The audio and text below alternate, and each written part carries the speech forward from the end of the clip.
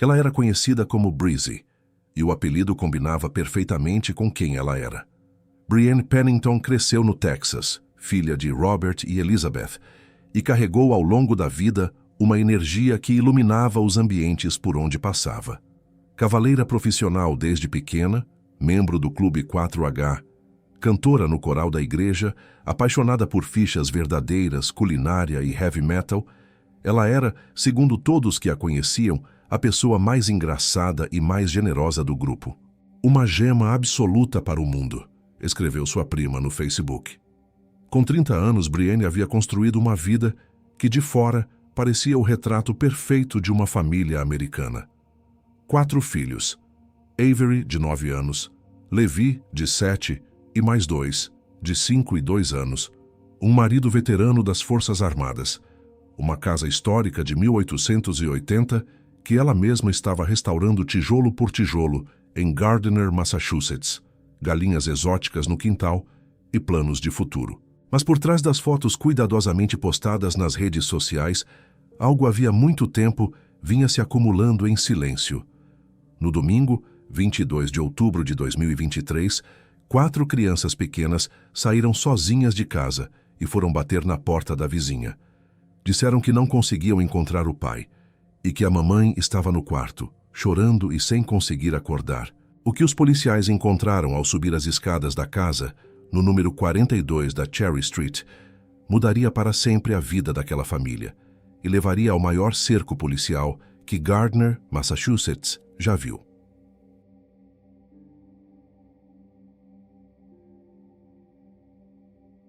O pacato cenário de Gardner, no estado de Massachusetts, foi irremediavelmente alterado na manhã de domingo, dia 22 de outubro de 2023. Exatamente às 9h07, 4 crianças deixaram a residência localizada no número 42 da Cherry Street e caminharam juntas em direção à casa da vizinha, Carrie McDermott. Os irmãos, que tinham idades entre 2 e 9 anos, relataram que não conseguiam localizar o pai e que a mãe estava no quarto, no segundo andar da casa, chorando e se recusando a acordar. Embora as crianças utilizassem uma linguagem infantil para descrever a situação, os investigadores perceberam posteriormente que esse relato escondia uma realidade muito mais grave e violenta. Diante do estranhamento, Carrie McDermott acionou o serviço de emergência 911 às 9h14. Durante o chamado, notou-se que o veículo de Aaron Pennington, um modelo BMW branco 2013, versão 320, não estava estacionado na garagem da propriedade. Apenas 5 minutos após o chamado inicial, às 9h19, os primeiros socorristas chegaram à histórica residência da família Pennington. Ao entrarem e subirem até o quarto principal no segundo andar, os policiais se depararam com Brienne Pennington deitada sobre a cama. A posição do corpo era enganosamente pacífica, assemelhando-se a uma postura de sono natural. No entanto, um exame preliminar revelou rapidamente a causa da imobilidade. Brienne apresentava um ferimento provocado por um projétil de arma de fogo diretamente em seu rosto. Um paramédico presente no local pronunciou a morte da mulher poucos minutos depois. Durante a varredura minuciosa do ambiente, os investigadores localizaram 3 estojos deflagrados caídos no chão do quarto. Mas nenhuma arma de fogo foi encontrada no interior da residência naquele momento. Brienne Pennington, que tinha 30 anos na época do ocorrido, era natural de Montgomery, no Texas, sendo filha de Robert e Elizabeth. Ela passou grande parte de sua juventude em Riverside, na Califórnia, onde concluiu o ensino médio e frequentou a faculdade comunitária local. Brienne era uma membra ativa e dedicada da Igreja de Jesus Cristo dos Santos dos Últimos Dias, participando com entusiasmo do coral da congregação. Conhecida carinhosamente pelo apelido de Breezy, ela era descrita por amigos e familiares como uma pessoa de brilho singular, detentora de um senso de humor único e de uma personalidade extremamente acolhedora. Seus interesses eram variados e demonstravam uma mulher multifacetada. Era uma cavaleira profissional.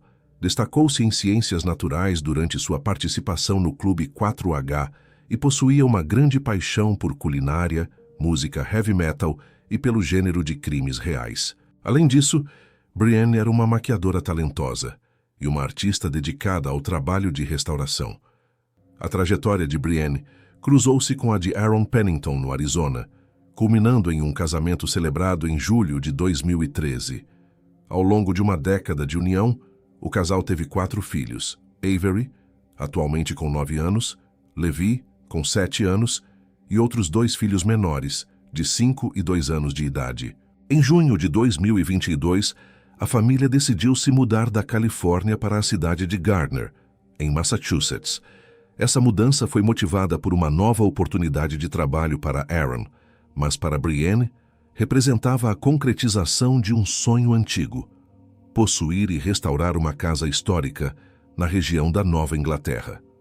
A propriedade na Cherry Street, construída originalmente no ano de 1880, tornou-se o grande projeto de vida dela.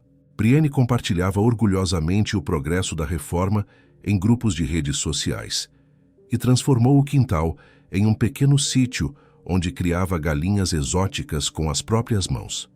Contudo, por trás da fachada de família perfeita mantida nas redes sociais, o casamento dos Pennington enfrentava uma deterioração silenciosa e profunda. Embora Aaron postasse frequentemente mensagens de apoio à esposa, fotos dos filhos e declarações públicas de sua fé religiosa, os bastidores revelavam uma realidade de colapso iminente. O ponto de inflexão ocorreu em março de 2023, quando Aaron deixou seu cargo de supervisor sênior de manufatura e operações aeroespaciais na empresa Raytheon Missiles and Defense. A saída da empresa, cujos motivos não foram detalhados pela organização, desencadeou um declínio emocional progressivo no homem. Brienne chegou a confidenciar a pessoas próximas que o comportamento do marido havia mudado drasticamente, e investigadores coletaram relatos de que ele expressava pensamentos frequentes de automutilação. Aaron ameaçou cometer suicídio em múltiplas ocasiões, o que especialistas em violência doméstica identificam como um dos 20 maiores indicadores de risco para a ocorrência de um homicídio. Como membros da comunidade religiosa dos Santos dos Últimos Dias, o casal buscou aconselhamento com líderes da igreja. Entretanto, conforme apontado por observadores da dinâmica familiar e ex-membros da congregação, esse tipo de orientação frequentemente prioriza a manutenção da unidade matrimonial sobre qualquer outra questão, o que pode ter isolado Brienne em sua busca por segurança. Nas semanas que antecederam o crime de outubro, a situação tornou-se insustentável e Brienne tomou a decisão estratégica de retornar ao Texas com seus 4 filhos para viver perto de seus pais. Para viabilizar essa mudança, ela começou a economizar dinheiro de forma discreta, um plano do qual Aaron acabou tomando conhecimento. Nesse período de tensão crescente, Aaron demonstrou um interesse atípico e persistente pela arma de fogo pessoal de Brienne, uma pistola da marca Walther, que estava registrada no nome dela e era mantida na residência exclusivamente para fins de proteção pessoal. Aqueles que conviviam com o casal descreveram os dias finais de Brienne como um período de angústia latente, onde parecia haver uma espera constante por um rompimento inevitável e violento da paz doméstica. O que deveria ter sido o início de uma nova fase de liberdade para Brienne e seus filhos acabou se transformando em uma tragédia planejada que encerrou abruptamente seus sonhos de restauração e vida em família. A cena encontrada pelos oficiais de polícia no quarto principal da residência, na Cherry Street, apresentava características peculiares que imediatamente chamaram a atenção de investigadores experientes. O exame realizado pelo médico legista confirmou que a morte foi instantânea, causada por um único ferimento de entrada na face, provocado por um disparo efetuado a uma distância extremamente próxima, o que sugere que a vítima não teve qualquer oportunidade de reagir à agressão. Um detalhe técnico altamente perturbador no chão do quarto foi a localização de 3 estojos deflagrados de calibre 9 mm.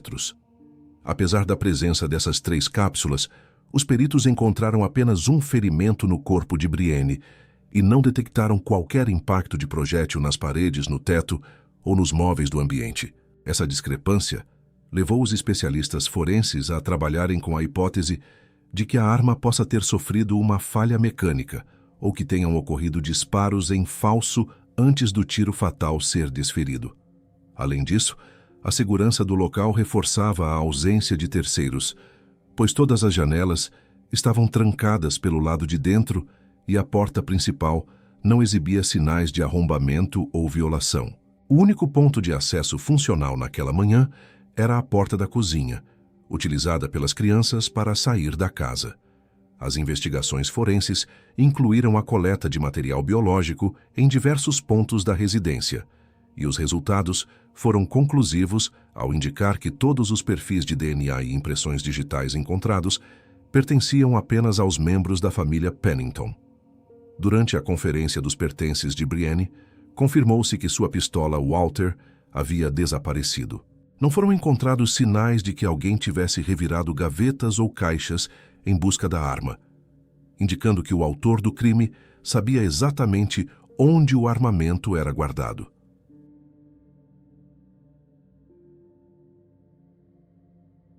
Com a confirmação da ausência de Aaron Pennington e a caracterização do caso como homicídio, as autoridades de Massachusetts iniciaram uma busca intensiva pelo marido da vítima. O promotor do condado de Worcester, Joseph Early Jr., identificou Aaron publicamente como o principal suspeito e emitiu um alerta para que a população o considerasse armado e perigoso. O perfil traçado revelou um homem com um treinamento militar altamente especializado, tendo servido por 8 anos na Força Aérea dos Estados Unidos. Durante seu serviço, ele atuou como especialista na manutenção de aeronaves destinadas a missões especiais, uma função que exigia disciplina extrema, conhecimentos técnicos avançados e a capacidade de operar sob rígidos protocolos de segurança. Um ponto considerado crítico pelos investigadores foi o fato de Aaron ter completado o treinamento militar conhecido como SERE, que prepara soldados para sobrevivência, evasão, resistência e fuga. Esse programa de treinamento capacita o indivíduo a sobreviver em total isolamento, navegar por terrenos remotos e difíceis, evitar a detecção por forças de busca e se sustentar com o mínimo de recursos disponíveis na natureza. Após concluir seu serviço ativo em fevereiro de 2023, Aaron passou a trabalhar como supervisor sênior na Raytheon Missiles and Defense, onde possuía uma credencial de segurança ativa de nível Top Secret. Especialistas apontaram que essa credencial de alta segurança pode ter criado uma barreira invisível para que Brienne buscasse ajuda externa para os problemas do marido, uma vez que qualquer intervenção relacionada à saúde mental poderia resultar na perda imediata desse nível de acesso profissional, gerando uma pressão silenciosa para que os problemas domésticos não fossem denunciados. Nas primeiras horas após o crime e o desaparecimento do suspeito, as autoridades não detectaram qualquer rastro digital deixado por Aaron. Não houve registros de atividade em cartões de crédito, sinais de GPS vindos de aparelhos celulares ou qualquer histórico de acesso a sistemas eletrônicos, comportamento que condiz perfeitamente com alguém que possui treinamento especializado para desaparecer sem deixar pistas. Ao analisarem as redondezas da casa, os investigadores tiveram acesso à câmera de segurança de um vizinho, que registrou o momento exato em que o BMW branco de Aaron saiu da garagem às 8h50 do domingo. Somente 17 minutos depois, às 9h07, as imagens mostraram as 4 crianças saindo juntas da residência. Essa linha do tempo confirmou que Aaron permaneceu dentro da casa por várias horas após o crime, aguardando deliberadamente a chegada da luz do dia para partir no ritmo normal de uma manhã de domingo, evitando assim despertar qualquer suspeita imediata nos vizinhos. A busca pelo veículo teve um desfecho na tarde da segunda-feira, dia 23 de outubro, quando, por volta das 17 horas, um caçador de arco localizou o BMW branco abandonado em uma área de mata densa perto do Camp Collier, um acampamento de escoteiros na divisa entre as cidades de Gardner e Ashburnham. O carro estava posicionado ao final de uma trilha de terra sem saída, a cerca de 1.500 pés de distância da estrada pública mais próxima. O veículo estava completamente oculto pela vegetação fechada, o que tornava sua visualização impossível a partir de qualquer via pública, reforçando a natureza intencional de sua ocultação. A descoberta do automóvel naquela zona de mata mudou imediatamente o nível de urgência da operação.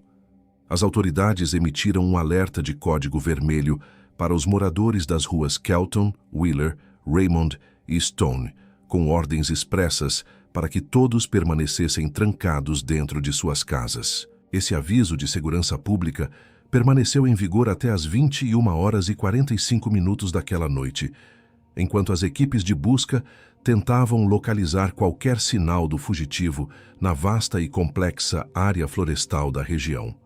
A busca por Aaron Pennington se transformou em uma operação de segurança pública massiva que mobilizou diversas agências especializadas para vasculhar a vasta área florestal ao redor do acampamento de escoteiros Camp Collier. Foram convocados para a missão a Unidade de Resposta Especial da Polícia Estadual de Massachusetts, conhecida como CERT, a Unidade de Operações Táticas, o Esquadrão Tático denominado Equipe Stop e a Unidade de Cães K9. O esforço de captura também contou com a colaboração direta dos departamentos de polícia de Gardner e Ashburnham, além da seção de apreensão de fugitivos violentos da Polícia Estadual e da ala aérea sediada no quartel-general da Tropa C. Para tentar localizar o fugitivo na densa vegetação, foram utilizados helicópteros equipados com sensores infravermelhos de tecnologia avançada capazes de detectar calor. No entanto, a mata fechada e o terreno rochoso e irregular de Camp Collier criaram interferências térmicas que dificultaram o trabalho das câmeras. Além desses obstáculos naturais, o treinamento militar de Aaron no programa de sobrevivência, evasão, resistência e fuga, chamado de SERI, ensinou técnicas específicas para ocultar a própria assinatura térmica, utilizando ravinas, depressões profundas no solo ou folhagens densas e úmidas. Ele possuía o conhecimento necessário para se manter invisível aos sistemas de detecção aerotransportados. As unidades de cães farejadores K9 enfrentaram desafios semelhantes ao percorrerem os 525 acres de floresta ao redor do lago Wampanoag. O ambiente estava saturado por trilhas sobrepostas e diversos caminhos utilizados por animais selvagens, o que comprometia seriamente a eficácia do rastreamento por cheiro. Durante as primeiras 48 horas de operação, as equipes conseguiram percorrer aproximadamente 200 acres de mata com extrema cautela, operando sob o alerta constante de que o suspeito estava armado e possuía treinamento de combate. A poucos quilômetros do centro das buscas em Ashburnham, um morador local fez uma descoberta importante ao encontrar um saco plástico do tipo Ziploc descartado na mata atrás de sua residência. O material continha mudas de roupas, incluindo uma camiseta branca, shorts, meias, roupas íntimas e até uma escova de dentes. Com a queda das temperaturas para cerca de 35 graus, a preocupação com a sobrevivência do fugitivo aumentou. Na sexta-feira seguinte ao crime, equipes de mergulho foram acionadas para realizar varreduras no fundo do lago Wampanoag com equipamentos de sonar subaquático. As autoridades consideraram a possibilidade de Aaron ter tirado a própria vida na água para dificultar a localização de seu corpo. Sem confirmações visuais após dias de esforços exaustivos, a estratégia mudou de uma busca ostensiva para o monitoramento eletrônico secreto e a análise minuciosa de todas as transações financeiras do suspeito. Enquanto as buscas físicas ocorriam, investigadores obtiveram um mandado judicial para acessar os dispositivos digitais e o armazenamento em nuvem via iCloud de Aaron Pennington.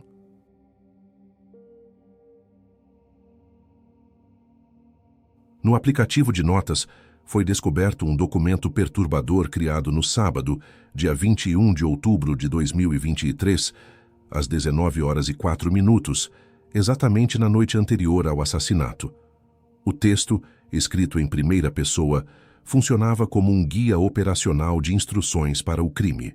Aaron escreveu orientações como não dizer nada e permanecer quieto, além de preparar um pretexto caso Brienne acordasse durante a ação. Ele deveria dizer que estava apenas procurando por um spray nasal. A instrução final da nota dizia para se aproximar da lateral da cama, ficar bem perto e fazer um buraco na cabeça dela. Analistas forenses destacaram que é extremamente raro encontrar um plano escrito de forma tão explícita em casos de violência doméstica, o que eliminou qualquer hipótese de um surto emocional repentino. Essa evidência de planejamento e premeditação calculada foi o que permitiu às autoridades emitirem formalmente o mandado de prisão por homicídio contra Aaron. A reconstrução detalhada daquela noite indica que o crime começou a se materializar às 19h04 de sábado, quando Aaron salvou a versão final de seu plano. Enquanto os 4 filhos se preparavam para dormir, ele já possuía o roteiro operacional completo em mente. Os investigadores acreditam que ele aguardou intencionalmente o momento em que Brienne e as crianças estariam em sono profundo, provavelmente durante a madrugada ou nas horas que antecederam o amanhecer. Utilizando a pistola Walther de Brienne, cujo local de armazenamento ele conhecia perfeitamente, Aaron seguiu as instruções de sua nota e se aproximou da cama. A presença de 3 estojos deflagrados no chão sugere que a execução não ocorreu perfeitamente, indicando uma possível hesitação mecânica da arma ou que ele efetuou disparos em falso antes do tiro mortal. Após o assassinato, Aaron não fugiu imediatamente, permanecendo dentro da casa por várias horas sob o mesmo teto que o corpo de sua esposa e seus filhos, que ainda dormiam.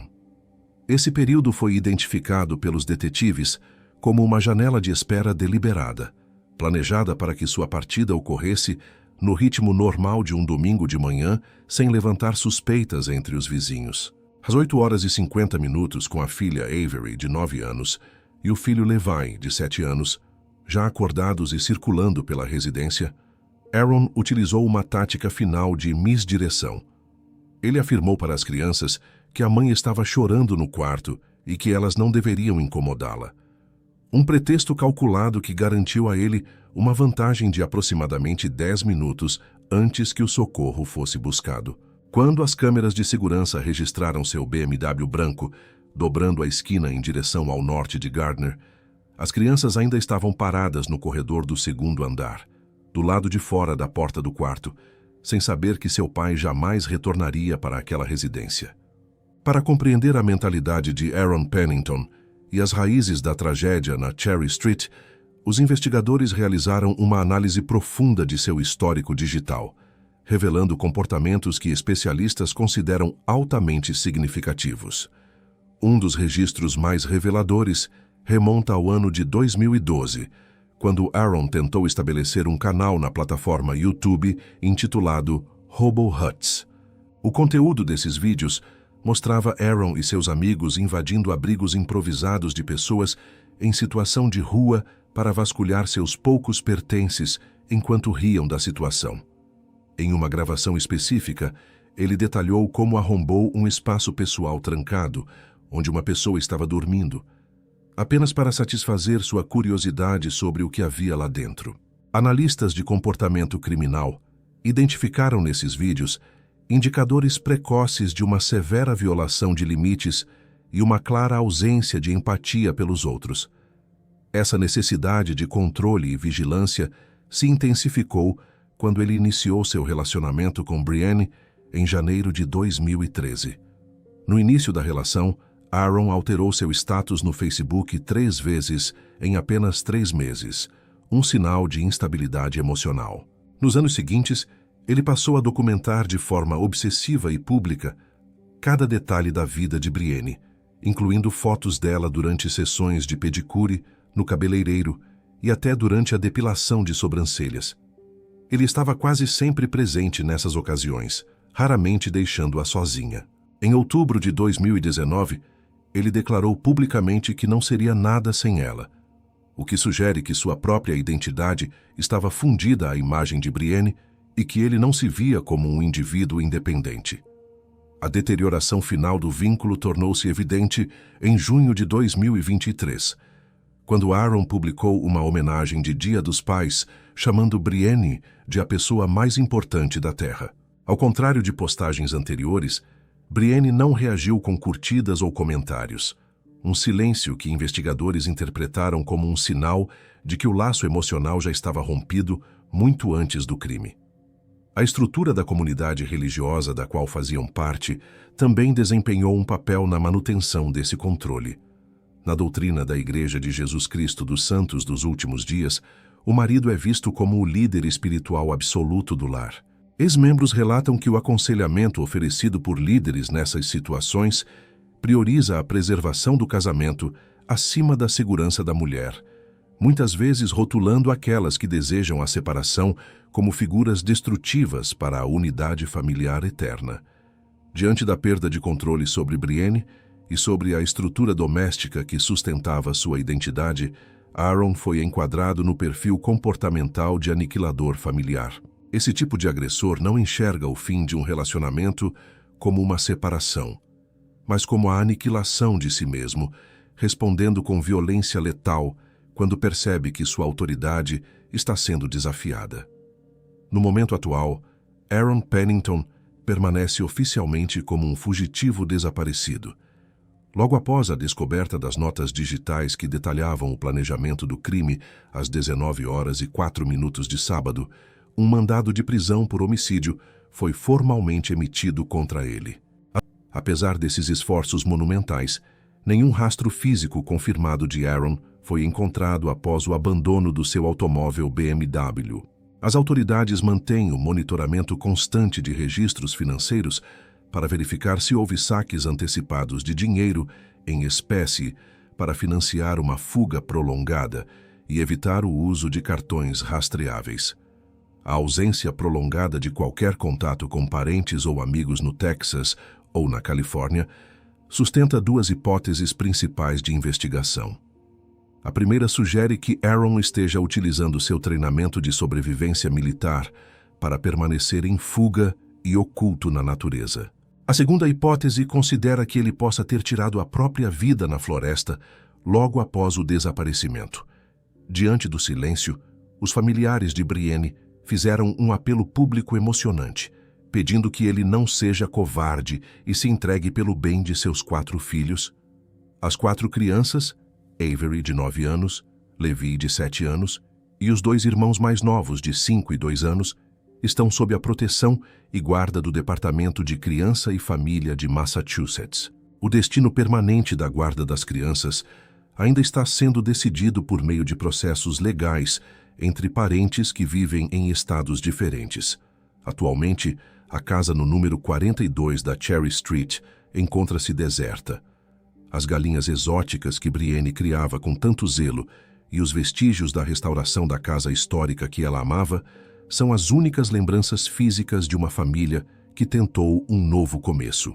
O caso de Brienne Pennington segue em aberto, simbolizado por um alerta de segurança ativo e por 4 crianças que perderam seus pais e seu lar em uma única manhã traumática.